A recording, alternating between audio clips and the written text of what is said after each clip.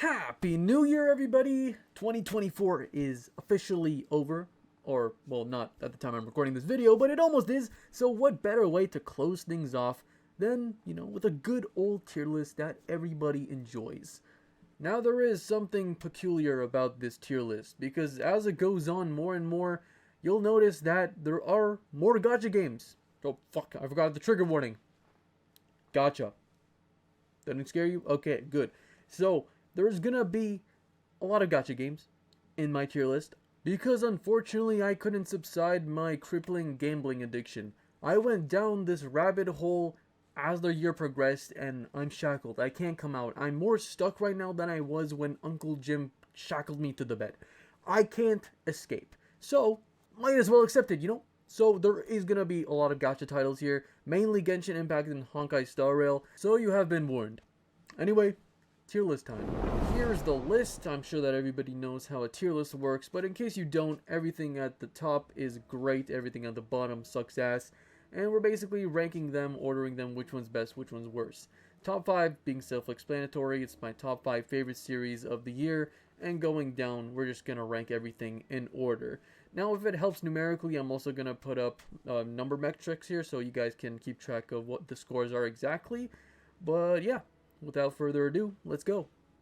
First up, we have James Marsh's Theory of Everything. This is a biographical depiction or drama of Stephen Hawkins' life. And honestly, I think it's just spectacular. It's a great and complex movie. It's so fascinating the way that his life was depicted here, because I had no idea this is the way he grew up and how he eventually got the disease that he did. Just learning about how he met his wife as a student, they fell in love, and she vowed to never leave his side and continue loving him because that's what she was able to do at the time. But the toll of time took effects on her as well. Obviously, she was very young at the time when she made such a life-altering decision, and she thought she could basically back that up, stay with him until the end of time and whatever, but as his disease progressed on, he fundamentally became a different person, and she just couldn't hold on to that same love that she had for him at the start.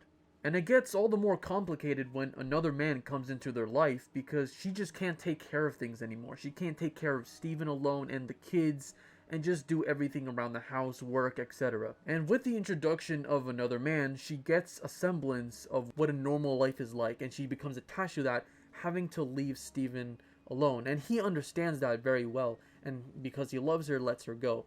So not only is the story so captivating, but the performances in this movie are out of this world. It's really something that you have to sit and experience for yourself, especially Eddie Redmayne's performance as Steven here.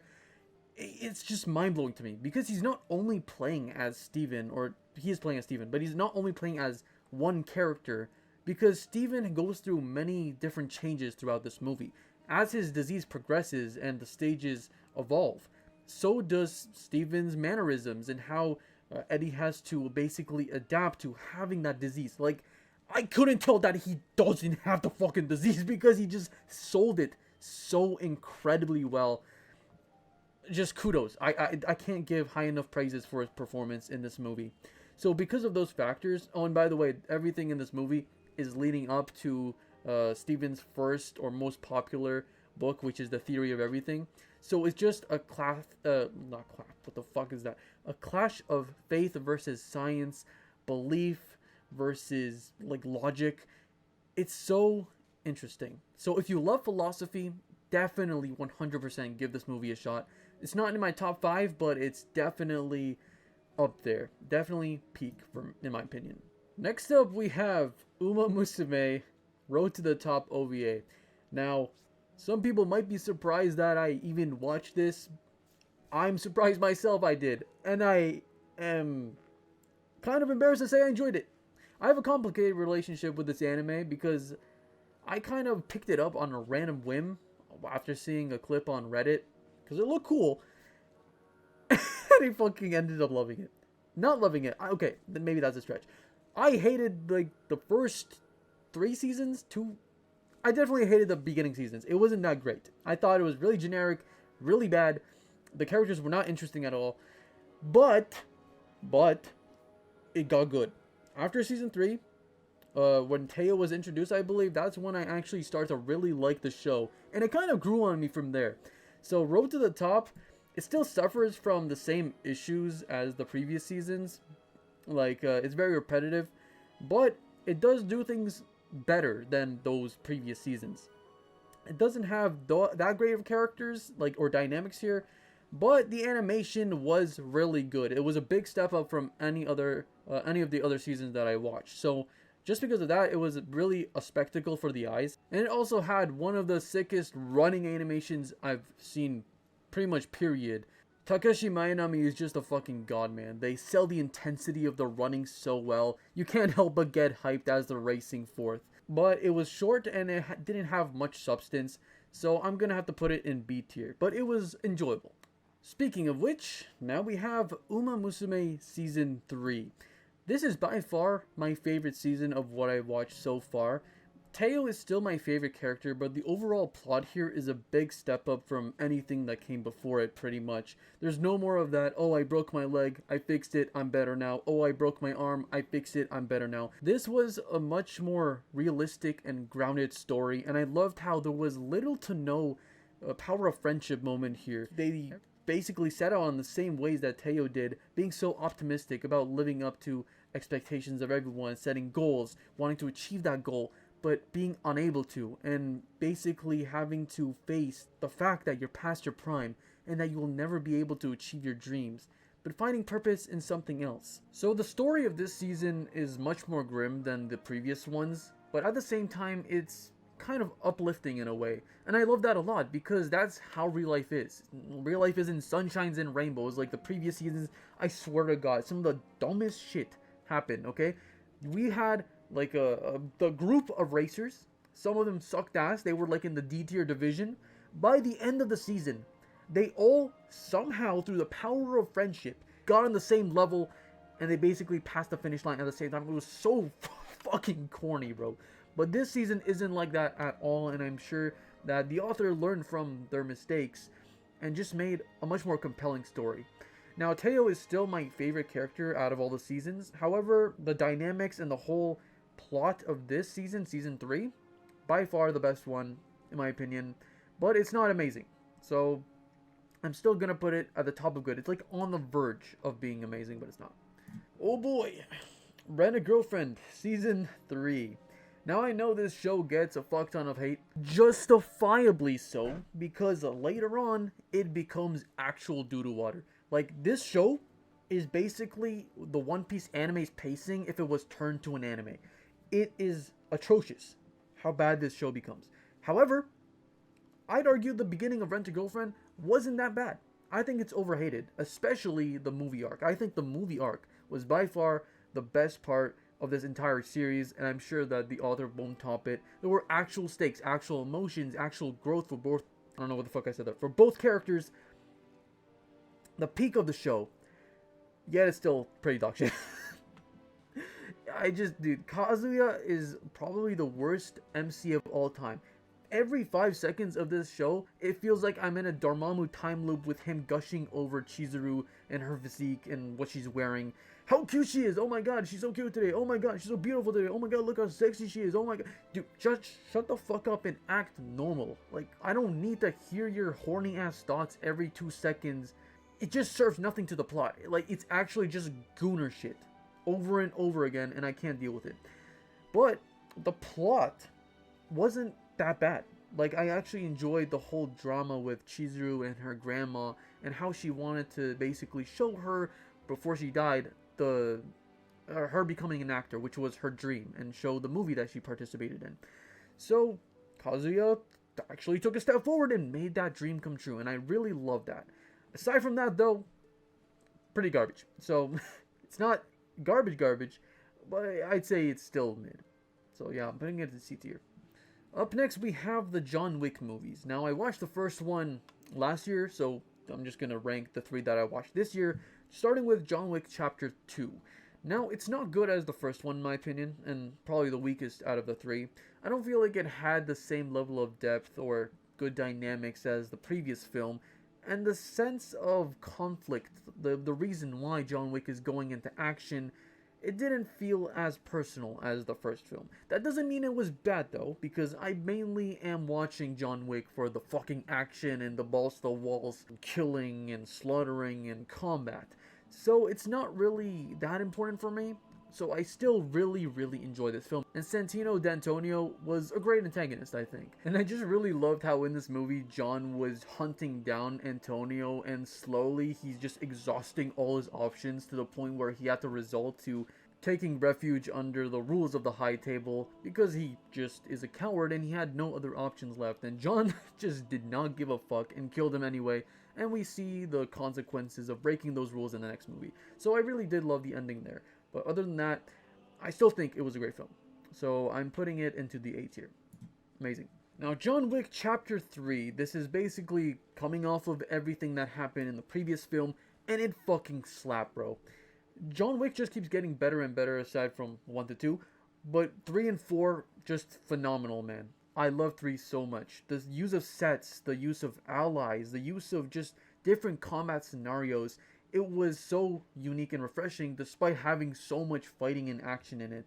I can't praise it enough. They just keep finding new ways to make the action very interesting. The first ones that come to mind are the motorcycle scene in John Wick 3 and the one where they're basically held up inside the Continental awaiting soldiers from the High Table to be sent to their base, and they basically have to guard themselves against their advanced armor and tech and having to adapt to that situation. The only issue I really had was the stuff with the Elder. I felt that was kind of forced, because correct me if I'm wrong, but there was like absolutely no mention of this guy, and then in the third movie, the one where John happens to go excommunicado, he appears and basically gives his status back, which is alright, I guess we have this dude that's above the High Table now, even though we didn't know anything about anybody being above the table, which was, I'm pretty sure it was actually reiterated that no one is above the High Table, but this guy is apparently out of nowhere. So I really didn't like that part, but other than that, I think it was, again, an amazing movie, and I'm putting it into the S tier. Coming off of that, we have John Wick Chapter 4. No hesitation. This is, what the fuck, just like, this is an easy top 5. It just perfectly concluded everything. The dynamics between the characters.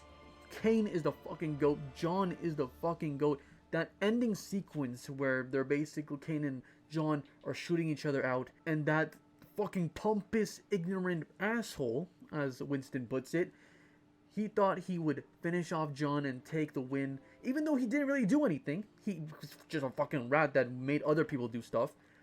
He finally got what he deserved in the end because John didn't shoot, bro. That shit, that scene was just cinema. One of my favorite scenes of all time, and when I first saw that, when I just realized everything clicked, I was in shock. It was perfect. Everything about this movie, aside from the stuff with the Elder again, it's kind of coming off of the previous one also.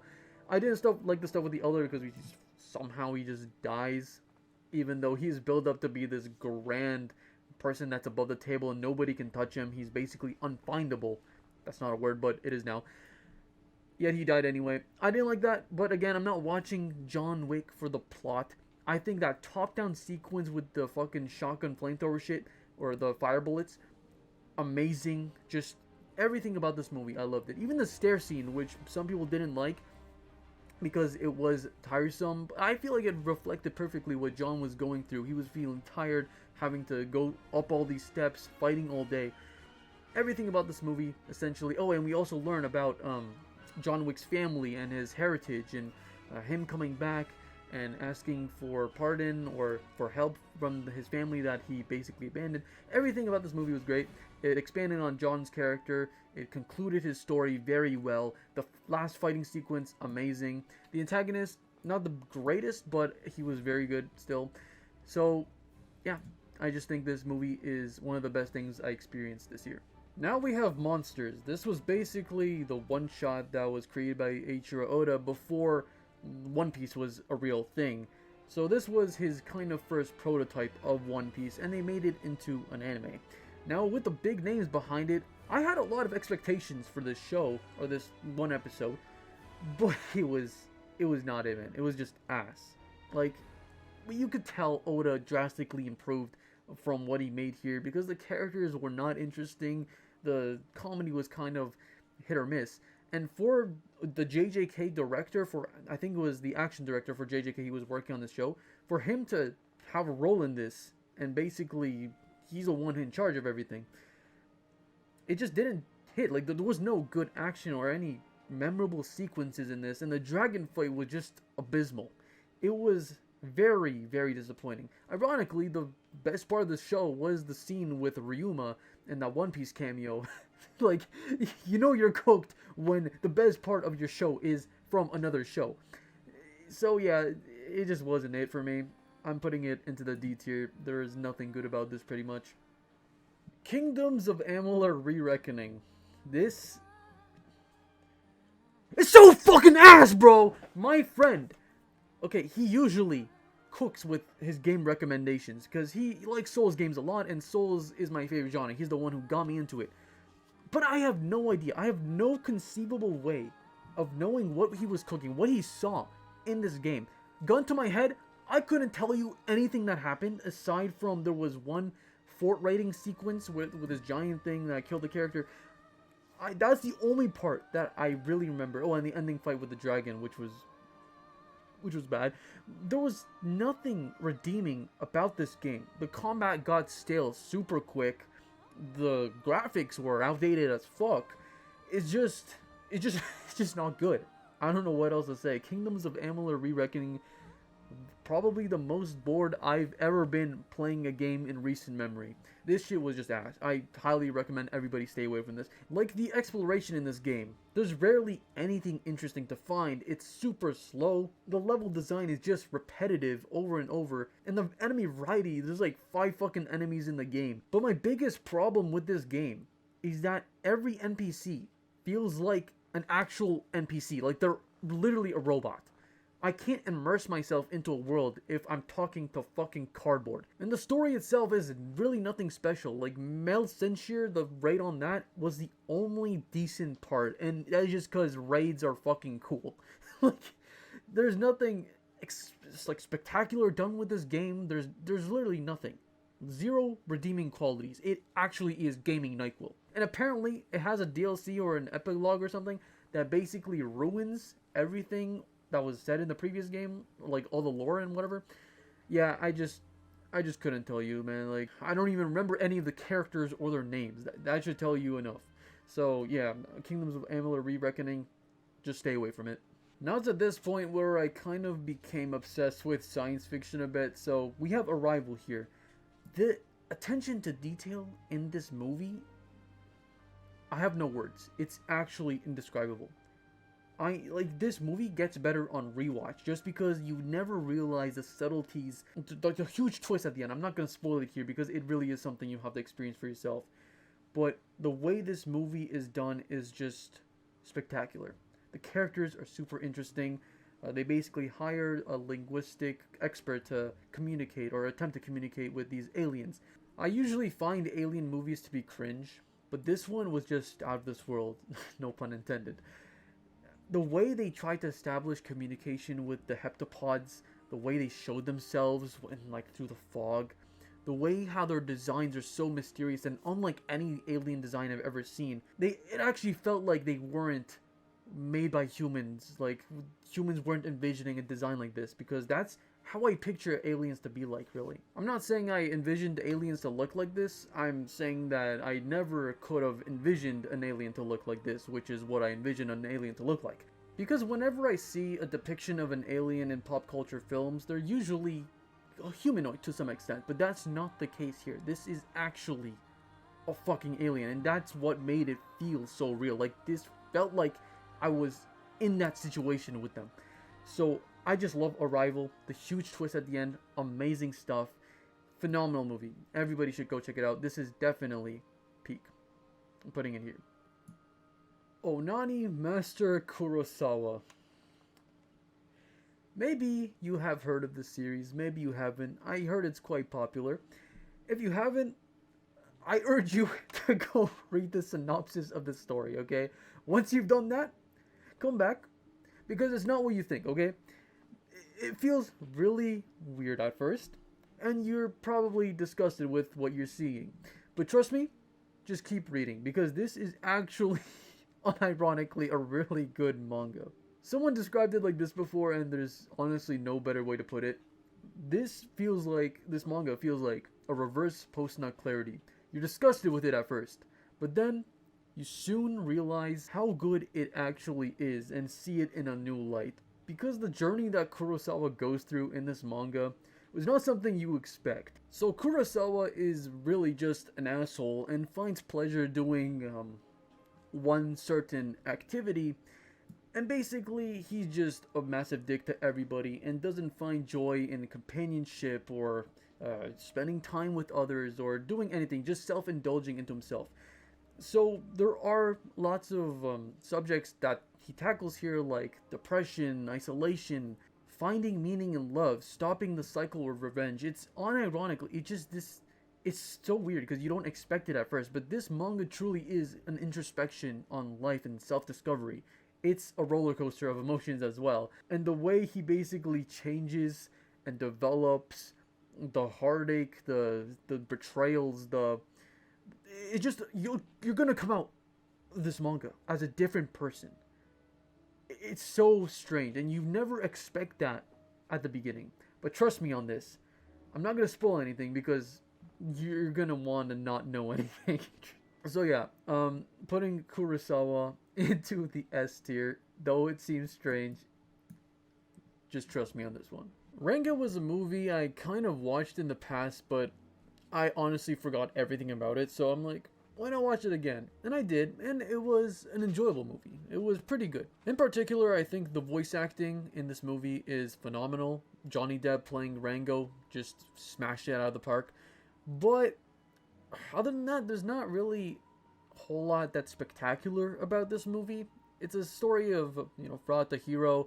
We've seen it a million times. Now, my biggest problem is with the dialogue. I think a lot of the times, especially nowadays, it's a little, not stale, but cringe in a way. It's very hit or miss. And my other biggest problem is Jake. If you don't know who he is, he's the rattlesnake with the Gatling gun and the cowboy hat. Unrelated, but his design is hard as fuck. Now, my biggest problem is him, not because he's bad or anything. He's actually amazing. Every scene he's in, he steals the spotlight. And that's kind of the issue, because he's the reason why Rango basically spiraled out of control and why he came back and had that whole confrontation with him at the end. But that happens at the beginning and end. And the problem is, for the rest of the movie, all that in between, for 70% of it, there's not really a compelling antagonist. And no, I am not counting the mayor here because he is about as generic as the word generic can get. The dude actually feels like a random villain from a filler episode of Sonic X. Like, there's not much to his character. He's just evil for the sake of being evil, greedy for the sake of being greedy. And he's just a dick. Like, there's nothing really interesting about him, and he's not even menacing. Like, when he's on screen, I'm like, oh no, it's the mayor. What are we gonna do? Like, that's when Jake appears. Like, oh fuck, shit's about to go down. And the writers obviously know that, because the most tense and dramatic the situation is when Jake is present. Yeah, I think Jake was the best part of the show, and it's unfortunate because he just didn't have enough screen time to make the whole movie compelling rather than just the beginning and ending. So because of those factors, I can't place Rango that high, but it was still a good movie. So I'm definitely placing it in the B tier. Let's see, maybe over here. Yeah. Whoa, I think I just realized I messed up my list a bit because the number metrics are off. So 3 of everything, that's a 9.3. It does not belong here. It belongs in the S tier. Same with Arrival, amazing tier, and this stays the same. This goes down. I think now it's correct. Yeah. But continuing on from that blunder that definitely didn't happen, we have The Martian. Continuing on with our sci-fi movies here. I think this movie was amazing. If you want the basic premise, there basically is a Martian, or a team of astronauts going to Mars, and they're basically excavating it, checking out resources and whatnot. And basically a storm hits, and one of them is trapped on the planet. And by all accounts, this should be a very depressing film, because he's basically isolated on a foreign planet with basically no way of going home or communicating with his colleagues. It's a human all alone. The viewer should feel depressed because well, we're kind of feeling for this guy. We are social creatures after all, so we can sympathize with his situation. But it's not really like that. The movie is actually a lot more lighthearted than you'd think, because that's largely due to the main character, Mark, and his quippiness. He's very, even though he's stuck in the situation where he's all alone, he's finding ways to basically keep himself sane. He's funny, he makes jokes, he insults people. He basically records his whole journey throughout this. He's talking to himself, and that's keeping him in check. He never really lets the despair set in for him, even when faced with this impossible situation. He still goes on to basically try and find life, try to cultivate his plans, try to survive in any way he can. He hasn't given up hope, where most people, I think, would. And you see his intellect basically come into play here and why he was chosen as an astronaut in the first place. So yeah, I think this movie is really amazing. It's even very scientifically accurate from what I've heard. So yeah, just all around, definitely give this movie a shot. I will place The Martian in A tier above John Wick. On the other end of the spectrum though, we have Gravity. Now, I heard people like this movie before, but I don't know, man, it just didn't resonate with me all that much. Now, there was really good buildup of tension, but the plot just keeps on moving non-stop, and it never really lets you time, like gives you any time to breathe. Excluding all that, the characters in it are really shallow. Like, I was never meant or given a reason to care about any of them. And if I don't care about any of the characters, then why should I care about the rest of the movie, you know? So, like, even though it did a good job with tension, I couldn't give less of a rat's ass about what happened to the characters. So, yeah, because of that, unfortunately, I'm placing it into the mid-tier. It had some great shots, though. Next, we have Tomie by the famous horror author Junji Ito. Now, I really enjoyed this one, more than Uzumaki, which was the first one I read. I really liked how you see the evolution of his art in this book. But more than that, I love how everything, all the horror concepts revolve around an antagonist, a supernatural, paranormal, ghost or spirit or whatever that Tomie is. It doesn't revolve around a weird concept like Uzumaki, how the whole town is basically spiraling and it repeats and whatever. There's an actual antagonist here, which is Tomie herself, and I think that's just far more compelling given the situations that the character will find themselves in. Though I do appreciate Uzumaki for what it did as well. Now the ending is disappointing, and it still follows the usual trend of Junji Ito books where the characters are just really fucking dumb. Take the average IQ of your typical Joe and just subtract like 30 from that, because that's what the characters in this book feel like. It's not even a problem with this book, it's just Junji Ito novels in general, or manga in general. The characters are just so fucking dumb. They make some of the worst decisions imaginable in a horror situation. They actually have less of a survival instinct than my left nutsack. It's actually wild. So yeah, because of that, I'm not placing it that high, but it was really good. I enjoyed the art and the situations the characters found themselves in, and it was compelling. So I put it right here. Invincible Season 2 was fucking amazing. It elevated Season 1 in almost every single way, honestly. Now, a lot of it did take place off of Earth, but oddly enough, it felt more grounded into the characters than Season 1 ever did. Now, the art and animation wasn't as good as Season 1, but honestly, the story was elevated so much that I didn't really mind, honestly. The whole season is really about Mark and how his relationships with the people around him are evolving. His relationship with his mom and now his brother, his relationship with his dad, his relationship with his girlfriend and work. Everything revolved around Mark. And I love that. I just love how Invincible respects its main character and the relationships he has with others. Especially his mom. That one really grew on me. But also, especially Nolan. Now, I feel like his development was a little abrupt. We could have used more time there, definitely. But I love the direction that it went, and especially in the last episode, where Mark struggles with the fact that he basically crossed the line and is becoming what he hated. And he had his mom there to reassure him that sometimes we make mistakes and yada yada yada. They honestly have one of the best mother-son dynamics I've ever seen. I just appreciate Invincible so much after Season 2, and I'm really, really looking forward to Season 3. So yeah, Invincible Season 2, amazing. Definitely going into the top tier pick here. Right here, yeah. And now it is here, that's all. Gacha addiction has finally kicked in. Well, here we have Honkai Star Rail 2.1. Where do I even begin with this, man? Aventurine's character arc during this patch was just amazing. He really was the main character of this whole segment here. The gradual development leading up to his quote-unquote death, culminating in a self-reflective dialogue where he discovers his true self. I don't know how to put it. Like, I'm running out of words. It's just phenomenal. Learning that his luck proved to be his biggest curse because it in a way absorbed the luck out of others was so good. Not in a literal sense. He wasn't actually like absorbing their luck. But metaphorically, if he were always lucky while others were suffering, it would feel like that. The repercussions of that being the fact that he has to now live, knowing their deaths, their suffering and pain, might have been his responsibility. Was he really lucky to begin with then? Was he not a curse upon the world, a cancer throwing off the balance of what should be? I just love the story that 2.1 tackles there. If you really think about it, his story arc is actually really similar to Griffith's, except he didn't take the path where he wants to sacrifice everybody. He was even given the choice of joining the Masked Fools, gaining that freedom that he always wanted, but that meant leaving behind everyone that bled and suffered for him, making their sacrifices meaningless. He didn't want that. So instead of sacrificing others like Griffith did, he sacrificed himself. He sold himself into the slave market and wagered on a bet that would lend him connections with the IPC, giving him more opportunities to gain power and status.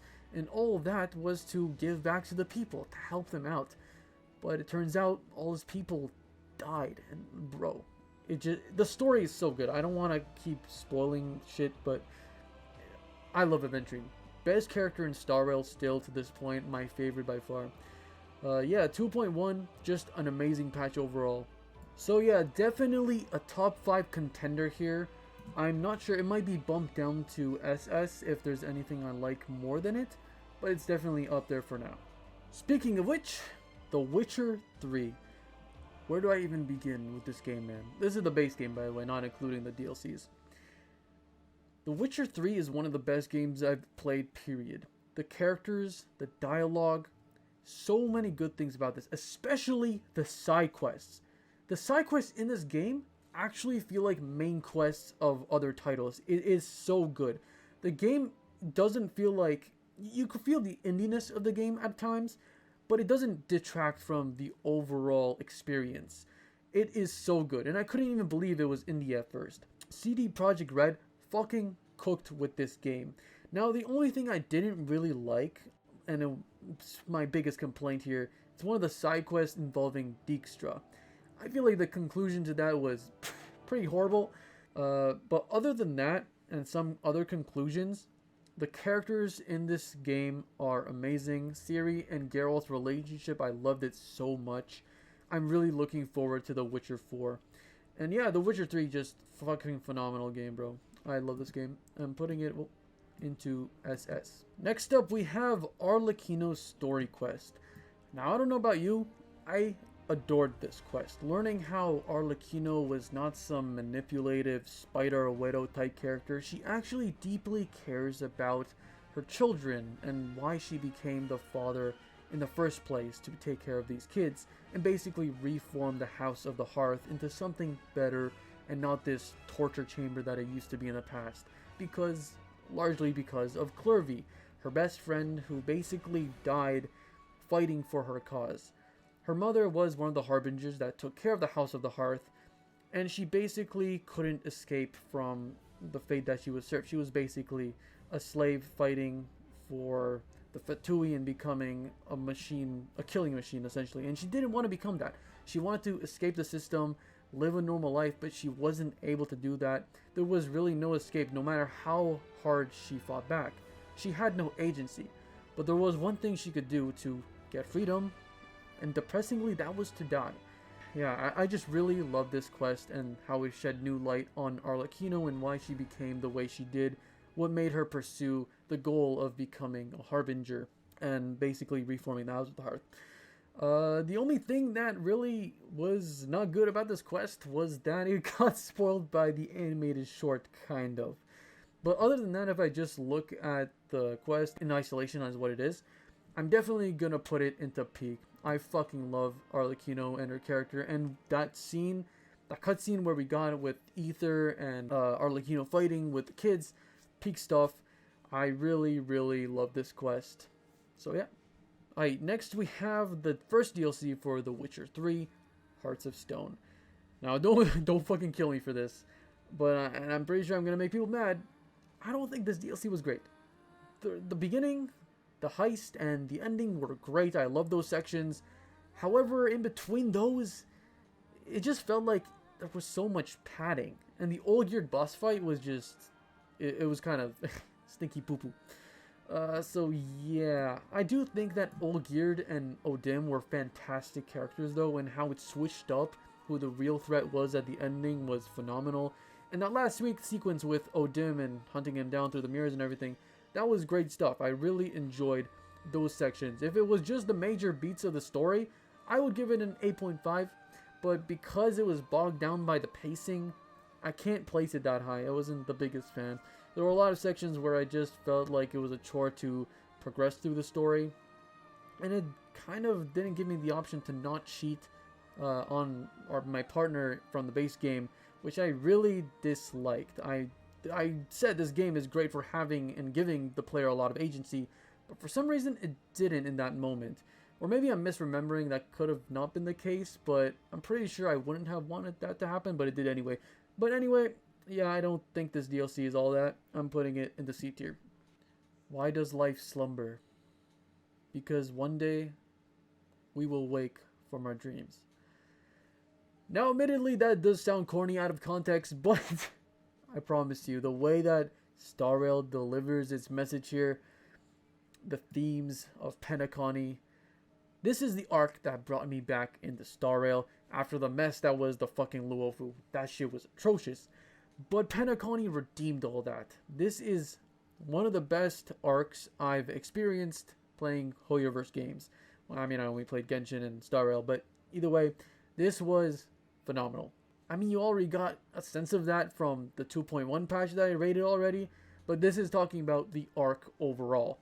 Now, it doesn't use every character that well, and there are some pacing issues, but I can look past it because the overall story is just, it's just so good, man. One thing I really appreciated was the amount of depth that was given to its big cast. Like, it's something I rarely see executed well, and the standouts for me are Aventurine, Firefly, Acheron, Sunday, and Mikhail. Each one of them was basically searching for their own ways to obtain freedom, some personal, while some remain altruistic. So for example, Acheron wanted to do that through the extermination of nihility, Aventurine through acceptance, Robin through harmony, Sunday through the absence of hardship, etc. But each one of them ultimately comes down to answering the question that lies at the crux of this arc. Why does life slumber? The Trailblazers' answer was because someday we will awaken from our dreams. But if dreams are so good and you seemingly have free will in it, why would you ever want to wake up? Why do we even wake up? The Trailblazer basically indirectly answers this question, but I'd like to add on to their answer, because that's how we know that we are free and alive. The antagonist of the arc, Sunday, on the other hand, argues that freedom is a fair cost to pay for equality and a life with minimal hardship. Under the guise of harmony, he enforced the will of the Order. However, he failed to see the blatant contradiction in his views. You see, the Order enforces balance, day and night, good and evil, pain and relief, etc. Without it, the world wouldn't really work. Therefore, the utopia that Sunday wanted to create went against the fundamental things that the Order stood for. But I could definitely understand that his intentions come from a good place. After all, in the real world, people will have to prosper at the cost of others suffering. That's just an unfortunate fact of reality, and I don't see a way in which true equality can feasibly be achieved. So I can't exactly fault him for wanting a world without such injustices. But as grim as it sounds, suffering gives life meaning and fulfillment. If there were no hardships or things to overcome, what would be the point of anything? If every day we were to experience the same thing over and over again, it would make everything feel dull and mundane. I'm speaking from my own experience here to just shed some light on why the Trailblazers answer is what it is. But in my experience, whenever I do something that's not productive at all, like play video games, for example, it's something that I really enjoy, something that I take pleasure in. However, if I do that for hours on end and I do nothing productive, I feel like I don't deserve that pleasure, to the point where I just feel like I'm not enjoying my time anymore, when by all accounts I should, because it's something that I love doing.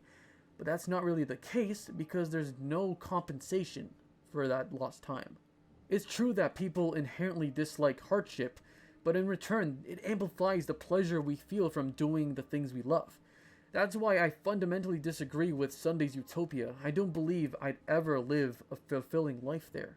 But anyway, I'm kind of going down the fucking rabbit hole now. I didn't mean to spiral this out of control. Point is, Penacony, fucking amazing. There's not much I dislike about it, other than the things I mentioned at the beginning. So yeah, I'm giving this arc a 9.3, putting it up there with The Witcher 3 and the rest. Continuing down the gacha rabbit hole, we have Cyno's story quest.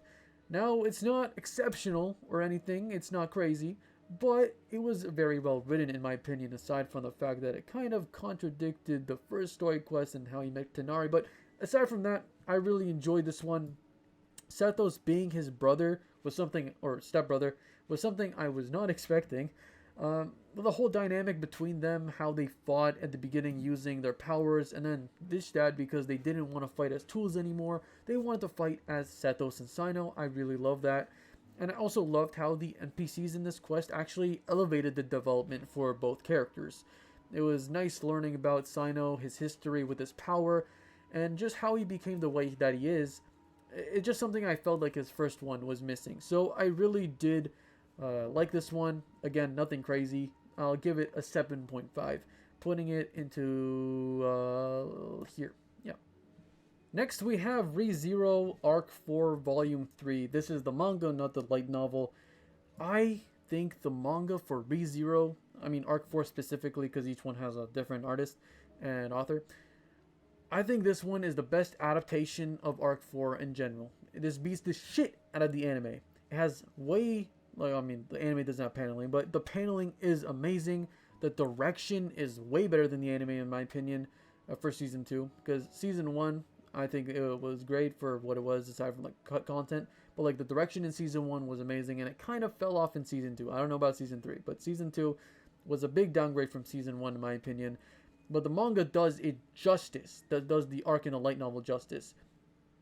There's just so much that's good about the adaptation of Arc 4, especially the facial expressions. That's something that was really noticeable when I was reading the manga for the first time. How different the facial expressions are compared to the anime, where it's more stiff and stale. You actually get to see real emotion on their faces, and I'm not talking about a character like breaking down in tears or something, but the subtle expressions that are present here. So I think it does a phenomenal, just a phenomenal depiction of Arc 4. That's just the best way to put it. Definitely second to the light novel, and I highly encourage everybody to check out the ReZero manga. It is amazing. So yeah, I'm gonna place that into the A tier. I think it's great. Next up, we have the Battle of the Dumpster, or the Garbage Dump, or whatever the name is. This is the movie for Haikyu, Nekoma vs. Karasuno, and I didn't think it was all that. It was good because the manga content was good, but the anime really just didn't feel like the old TV series, and that's largely due to the pacing. The pacing is much faster, and it doesn't exactly give enough time for the characters to have those impactful moments that made the previous seasons what they were. And that's just because it was in a movie format, so they had to bog things down to make it serviceable for that medium. And it really is a shame, because I feel like they could have done like a much better job with this, because the manga version was just phenomenal. I do appreciate the added perspective they gave Kenma here, but other than that, I'd say just read the manga.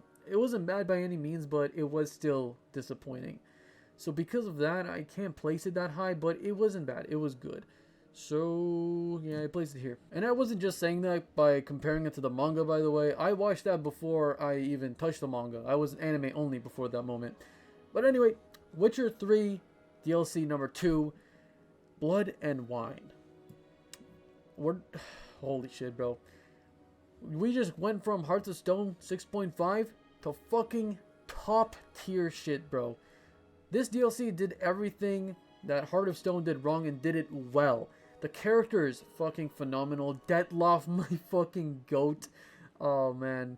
The story, the side quests, the scenery, the new bosses. It just expanded on The Witcher in the best way possible. And definitely a top 5 contender here. Everything about this DLC was some of the most fun I had in gaming. And the story is just so good. And that final fight, fucking, I'm not going to spoil it, but it's top tier. That's all I'm saying. Like, CD Projekt Red took a big risk here because one of the main core pillars of the original story was Ciri and Geralt's relationship. And that's not present in this DLC at all. I mean, none of the DLCs are, but this one, it doesn't have it at all. And it makes it work. And I dare say, it makes a better story than the original. How the fuck? How do you do that? How do you take away one of the core pillars of your original game and make a game that's, or like a story that's better?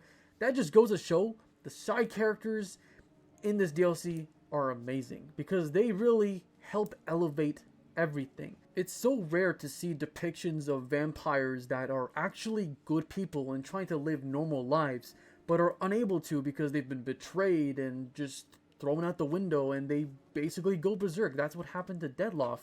And he really didn't deserve it because at his core, he was trying to be better, but life just was unfair to him. And that goes the same for Regis, best character in the DLC, by the way. He is the fucking GOAT. I find it hard to believe that there was a vampire that not only is good, but is trying to help every person he can. Like, he was just altruistic. And I feel bad for doubting him because he actually turned out to be the GOAT. Like, it's just a really tragic story. Even Sienna, the way we thought she's the super evil being at the beginning, but we come to understand her later on through this fantastical setting where we go through all these different folk tales. It was so cool and interesting. This DLC was just phenomenal in pretty much every facet. So 110%, if you're checking out The Witcher 3, you better play this DLC no matter what. Alright, next we have Genshin Impact's 4.7 Archon Quest. This is the one with Daneslave. Now, I'm kind of mixed on this section of the story. I love the things with Carbert, him trying to give consolation or some peace to these Hilichurls because he knows what it's like to suffer as them, and he's using something as powerful as the Loom of Fate to make that happen. It's really great in that aspect. I love Carbert and his whole thing there. However, I don't like how we skipped essentially the whole confrontation between Lumine and Daneslave. I feel like it's time to give us some snippets on how powerful she really is, or see some of her powers, but we didn't get that. We kind of off-screened that whole thing. And then the whole end where Aether reunites with Lumine, I fucking love that, until the end where you fucking say we don't remember anything, we didn't remember our conversations. Like, oh my god, are you serious? Are you being serious right now? Like, that is so stupid. That really pissed me off. So I actually don't know how I'm supposed to rate this, because I like some aspects I love so much, while other aspects just bring it down. But on the whole, it's good. It's a good quest. It's not great because of ruining it at the end, but it gave some big lore drops on the Sinners, Daneslave, so I can't rate it poorly, but it's definitely not the best. I'd put it here, to be honest, yeah. Clorinde's story quest from Genshin Impact was really unique. Now, for the content, I did expect it to delve into Clorinde's past, her relationship with Navia, and expand on her relationship with her father as well, and the Marishose hunters. All of which did happen, but it happened in such a unique way. The execution of it was basically done through a D&D quest. Last thing I expected to do while playing Genshin. So I just really like that unique twist, and it gave us a little better look at Clorinde's hobbies, because she's always seen as this very stern, very serious character throughout all the Archon quest, and she doesn't exactly deviate much from that norm. However, in the story quest, we see this more casual side to her, and I really love that. And just the way it expanded on the Marishosei hunters and everything, I think it was done really well. Farina's also in this quest. She was totally immersed into that, or the role-playing, dude. She had no idea what was going on. So yeah, I just loved it a lot. But it wasn't perfect. There was still a couple things that I was kind of iffy. Like the Devil Raider, I feel like its inclusion was kind of random, but it had to happen so the story worked. But yeah, aside from that, I don't think Lenny did all that much throughout the quest either. I feel like his inclusion was underwhelming. But other than that, I actually really like this quest. So I'm putting it into A tier. It's amazing, yeah. Next up, we have Star Rail 2.3. This was the epilogue to Penacony, and it didn't really change how I felt about the arc in general, because it was already amazing, and it was really hard to elevate that for me, and it didn't really do that, but it wrapped things up nicely. We got the negotiations between the IPC and the Alfalfa family head, Firefly making the deal with Jade, or attempting to make a deal with Jade so that she's relinquished of her impending death because she wants to live, and I really love that part as well. And the stuff with Sparkle and the ship blowing up thing, that was iffy, but everything else, Acheron in that secret scene with her smiling, that fucking wholesome. In that scene where we're falling down with Firefly and that song came on, in dreams we waltz the sky, you watch me drift on by. That shit was so good, man. Penacony, I don't want to keep gushing over it. Okay, Penacony was amazing. I'm sure you all already know how I feel about that. So this was not top tier or anything, but it was really good, and I enjoyed it a lot. Penacony, the epilogue of Penacony anyway, amazing. Holy back-to-back gotcha, bro. Next we got Sigewinne's story quest from Genshin Impact. I honestly wasn't expecting this quest to be so good. I just loved the way that it connected everything that Rawat or Poton or whatever his name was, whatever he did, it connected back to Vache and the murders that were caused by the synth. That was amazing how they basically just looped that back around. And Sigewinne's story quest obviously centers around her, who is not a human. She's a Melusine, which is in Genshin is basically like these small dragon people that are living amongst the humans in Fontaine. So I expected this quest to revolve around the themes of racism or speciesism, but they did a much more interesting take here, and instead of centering around racism against the Melusines, it focused instead on humans and them needing to change their appearances to conform to societal standards. Rawad basically changed into this really handsome looking guy that seemed to have high prestige, and he was treated much more differently than if he were to show his true self. And that's just so deep, because that's how real life is a lot of the time.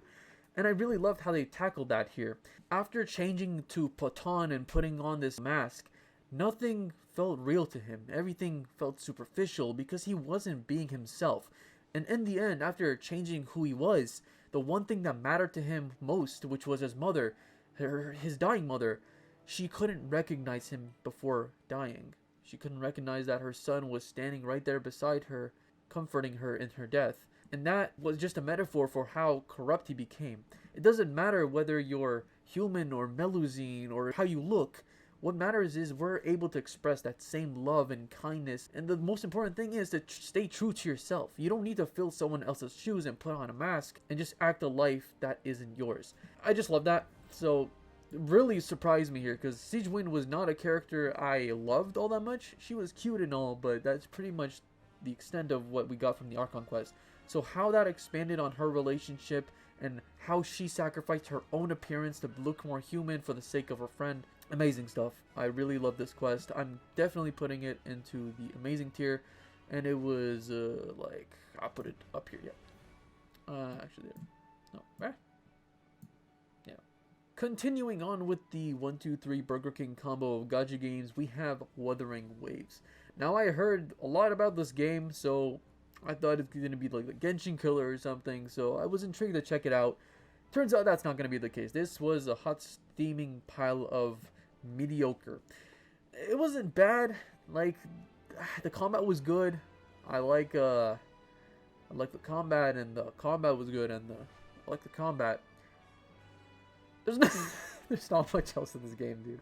Like, the last thing I did was with Jinsei meeting the Dragon Sentinel. Forgot his name, but they had the whole confrontation there.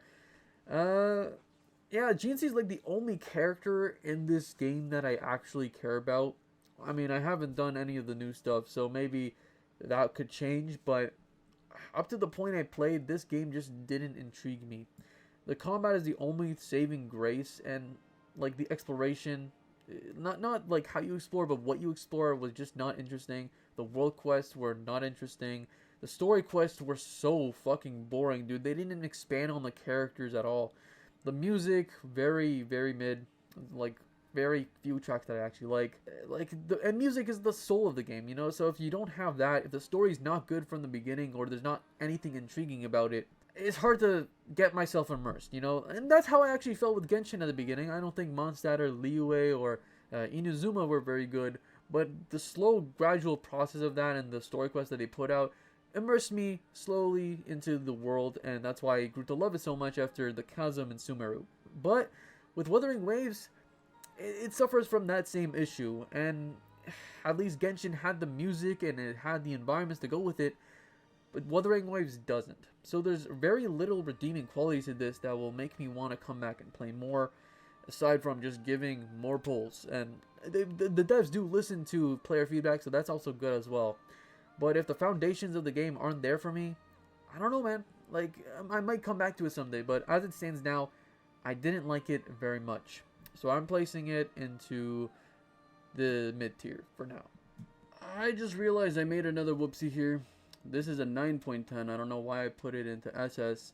This is supposed to actually be down here, because this is 9.5 and above. However, that's the case, then these also shouldn't be there. So I'm going to switch things up, okay? SS is going to be 9.3 and above. Because I need to have something in SS. Otherwise it would just be like this, which makes no sense. So yeah. I think that looks more correct. Let me just double check. Theory of everything. I put it at a 9.3, so this should also be moved up. And yeah, I think that looks good now. So now the S top tier category is from a 9 to 9.2, so the window for that is very small, but that's the only way this list will make sense because I just made a mistake.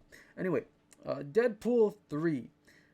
This is the one with Wolverine. Now, admittedly, the plot in this one is a little bit loosey-goosey here, but it doesn't matter that much because it's just a very fun fucking watch. Like, I enjoyed this one a lot. The weakest part about this movie, in my opinion, was the cast of characters. They were charming and likable, but other than that, they didn't really have much going for them. There was little to no substantial writing here, especially the main antagonist. I feel like they were just as stiff as cardboard. Their goal and the reason why they pursued that goal was so stupid. And even the main cast, it just relies on cameos and random appearances to keep things interesting. Like, I didn't care about anyone, really. Even Wolverine, I don't think his reasoning was exactly that great. It was quite a lot of loopholes in that one. So yeah, because of that, I can't rate it that highly. But looking past the messy writing here, it was just really enjoyable to watch. And the main thing I want is to be entertained. And Deadpool 3 definitely did that, and it did it great. So, even though the writing isn't the greatest, I still enjoy this movie quite a lot. So I'm placing it like an 8.5. Elden Ring Shadow of the Erdtree DLC. I put out a review on this, so if you want to know my thoughts more in depth, definitely check out my video. But yeah, this is going to be a controversial one, because if I look at it objectively, I think it's easily like SS, S tier. But for the expectations I had going into this DLC, and just like the things I wanted it to do, it really didn't deliver on. Like, there was so much missing about the lore, and it convoluted things even more. It just didn't feel like the send-off that Elden Ring deserved, you know? Like, just thinking about it, this feels like a middle-of-the-road DLC. It doesn't feel like the conclusive end to Elden Ring everyone's been expecting.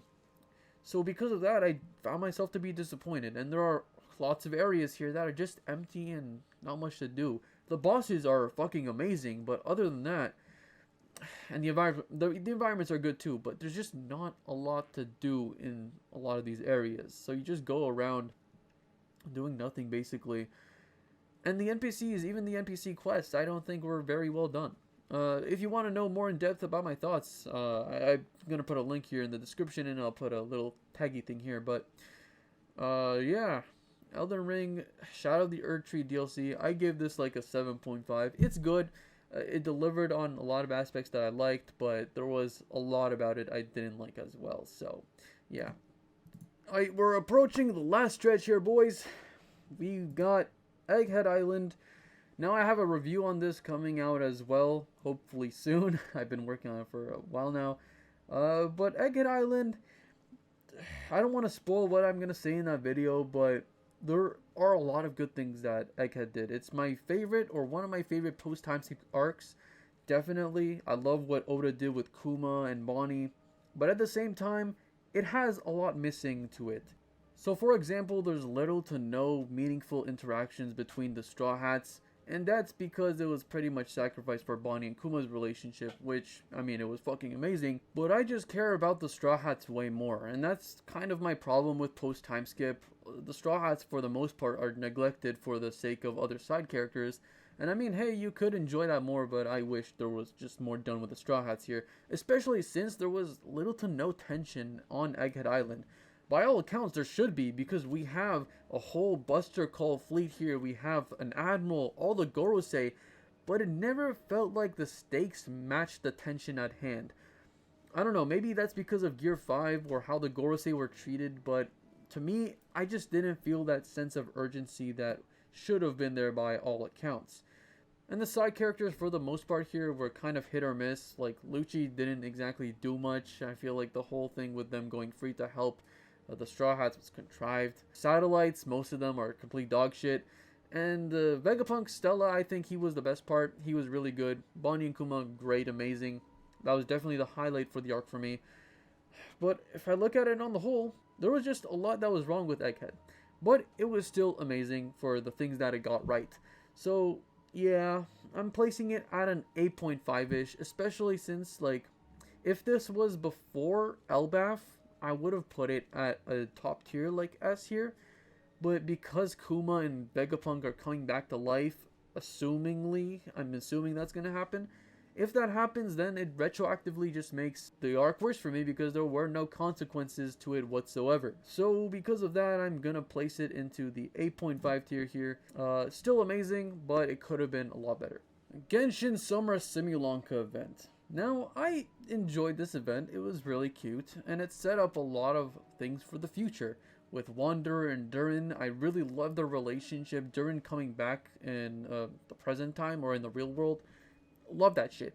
However, I don't feel like the cast was very good. There was little to no chemistry amongst them. They didn't have any really meaningful interactions. So that was a big wasted opportunity for me.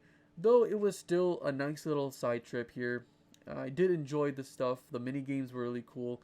And we do see some of the foreshadowing here in Natland with those 3 scientists that are being named after these 3 toy people. So it's very interesting, and I really loved how this is basically a world that was created by the members of the Hexen Circle.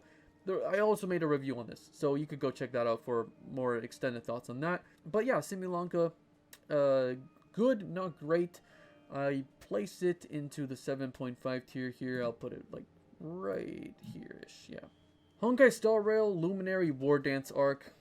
The first half of this arc is pretty dog shit, but the second half, they cooked. I really enjoyed the second half, especially what they did with Fei Zhao and Zhao Shou's characters. I love their dynamic a lot.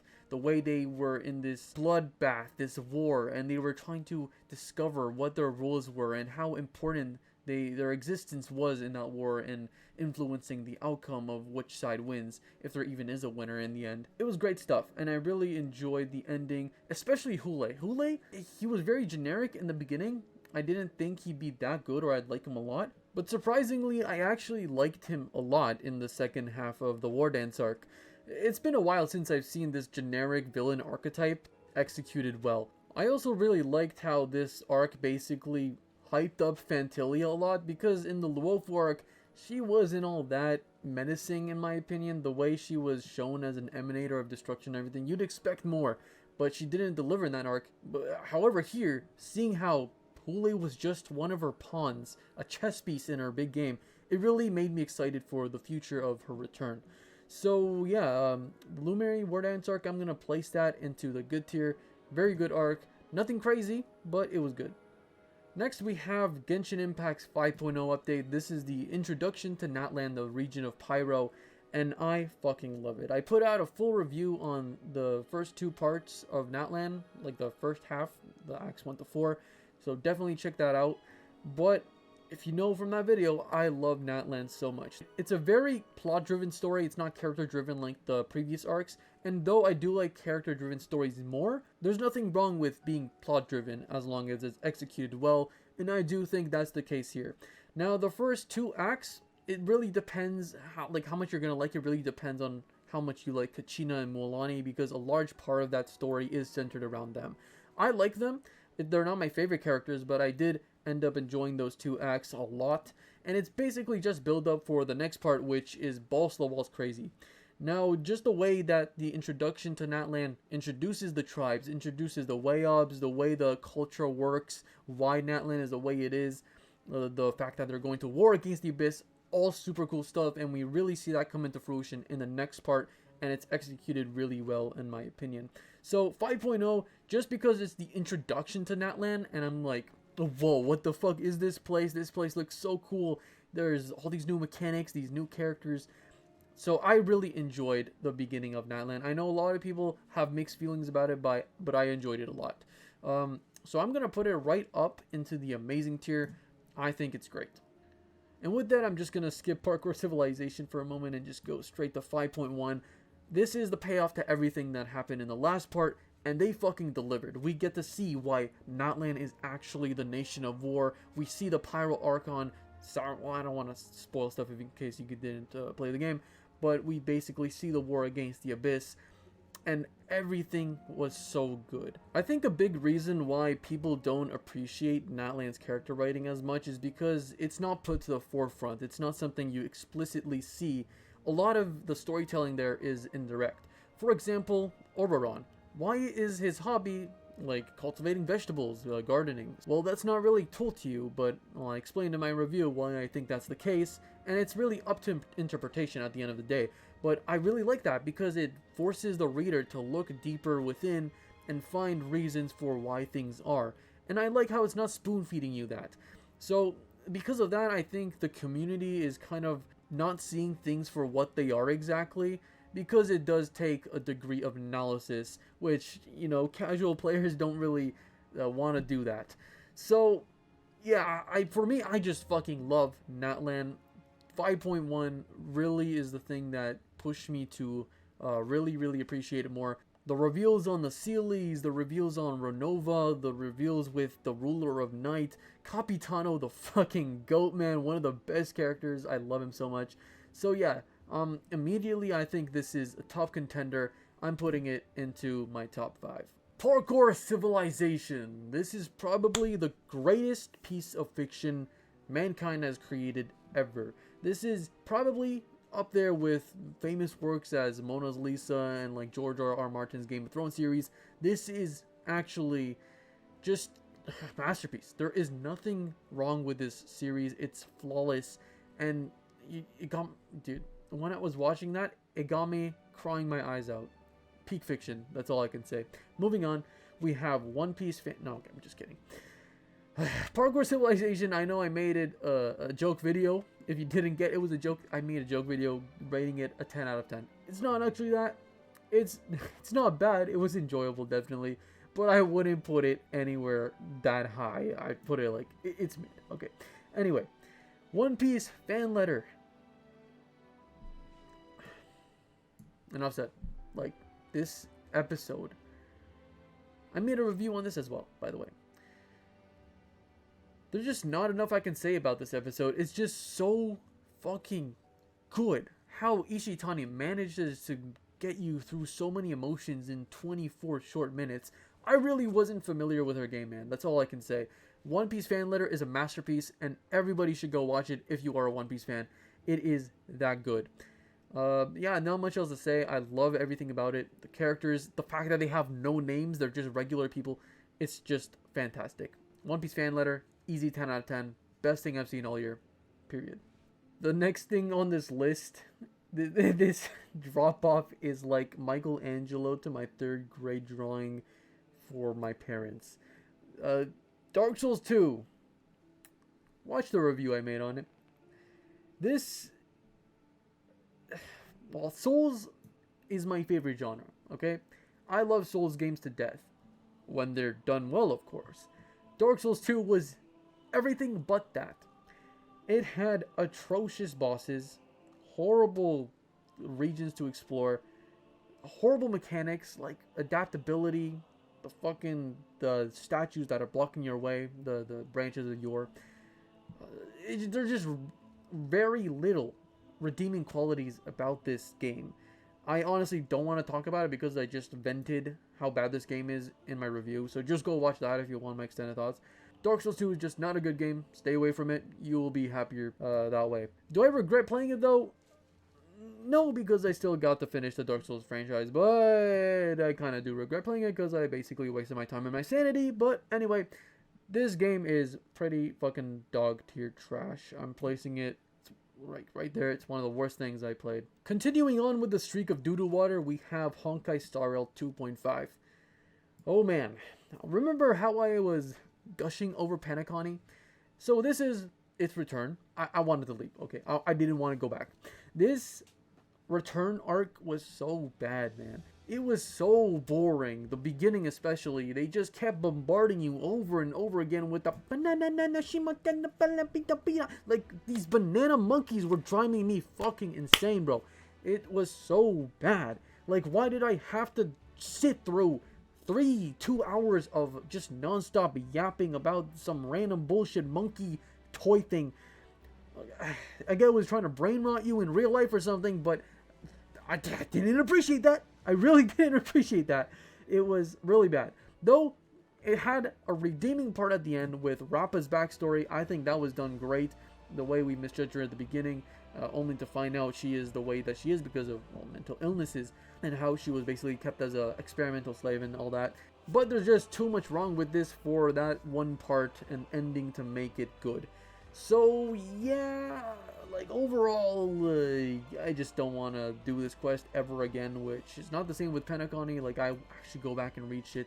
But yeah, there was just way too much bloat in 2.6. You could have told the same story in half the time. There was no reason for the quest to be like 6 hours long or something. Especially since the next part, 2.7, has a relatively short story. However, it has 2 different, very important characters that needed a lot of development time.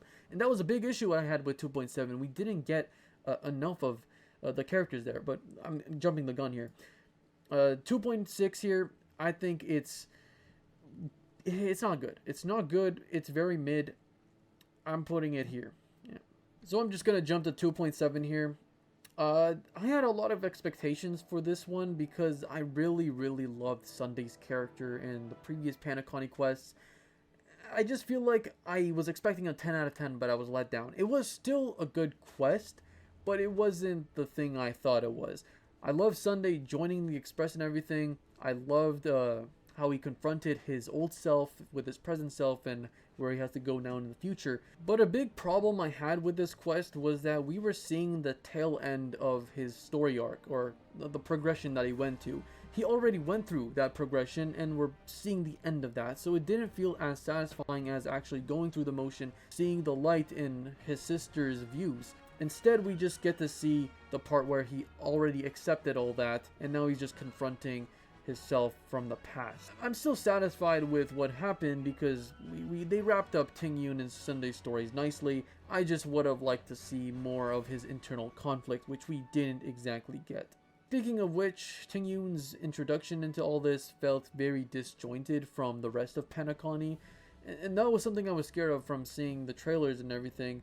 And unfortunately, that kind of was the case. Individually, I loved their stories, but together they just didn't feel right. They didn't play off one another at all. So I would have just preferred if they focused on either Sunday or Taeyun here and fully fleshed them out more instead of having two characters kind of together to close off. Like the last patch, literally. That one was 6 hours, this one was like 3. Why is this one with two important characters that needed more development 3 hours long, while the one with a fuck ton of bloat is 6 hours? Like, that just makes no sense to me. They should have added another patch or one for each character, or just cut that one in half, or maybe even included Sunday in the last patch. I don't know, but they could have just done more. I'm still satisfied with the outcome. Sunday and Robin's farewell, amazing. Him joining the crew, I really love that, but overall the quest was kind of messy. I still liked it though, so I'm inclined to put it into the 7.5 tier. It was good, but it was not amazing. Last but not least, we have House MD Season 1. This is a medical drama that I really came to enjoy. I watched it through YouTube Shorts.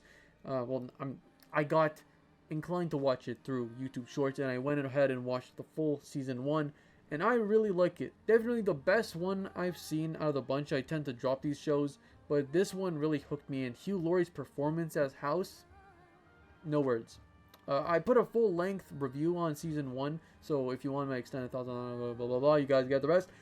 House MD, it wasn't perfect, but I love the characters. Their chemistry together was really good. I didn't like what they did with Cameron in Season 1, but I'm on Season 2 now, and it seems like they're doing a much better job with her. Gonna put a review on Season 2 as well when I'm done that. But House MD, it's not amazing yet, but it is just Season 1 out of 8, so it has a lot of potential, because some of these episodes were top of the notch, while others were more patient Monster of the Week type thing, which is not really my thing most of the time, but it's just really enjoyable to watch.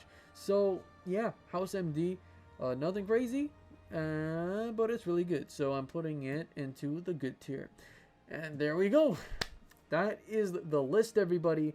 Do you guys agree, disagree? Did you even watch until now? Probably not. I highly doubt anyone's watched an hour of this shit, but I really love doing this. So if you guys loved it too, why not hit that thumbs up or thumbs down if you disagree with anything here. If you guys want more content from me, hit the subscribe button, bell, shit, YouTuber stuff. Oh yeah, and if you guys want me to watch or read something to make a review for a video, definitely let me know in the comments below. I love taking recommendations. And yeah, that's about it for the video. Like, subscribe, all that jazz, and I will see you all in the next one. Thank you. See ya.